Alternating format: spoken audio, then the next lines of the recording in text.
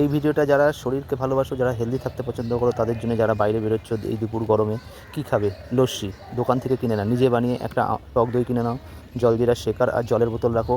টক দইটা হচ্ছে, লস্যিটা খেলে তোমার হচ্ছে ক্যাসিন প্রোটিন, এটা এই প্রোটিনটা এতটাই ভালো যে অনেকক্ষণ তোমার শরীরে থাকবে, মোটামুটি খেলে তোমার 2 ঘন্টা তোমার পেট পুরো ভরা থাকবে, আর তার মধ্যে প্রোটিন পাচ্ছ, ক্যালসিয়াম পাচ্ছ, খুব ভালো জিনিস। ওই যে বাইরের কচুরি ফচুরির থেকে অন্তত ভালো। কীভাবে বানাচ্ছে সেটা দেখো তোমরা।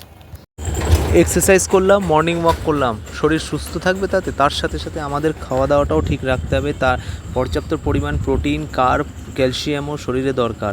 তার জন্য কী করতে হবে? আমাদের প্রোটিন ইনটেক করতে হবে, যাতে আমাদের ফ্যাট লস হয়, মাসেল লস না হয়।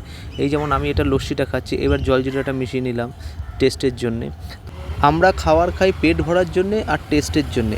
আমরা একবারও চিন্তা করি না আমাদের শরীরে আমরা কতটা কী দিতে পারছি। তো আমি একটা কথাই বলবো, তোমাদের শরীরে যেটা লাগবে সেটা দাও। যেমন প্রোটিন, কার্ব, ক্যালসিয়াম, এগুলো আমাদের শরীরে দরকার।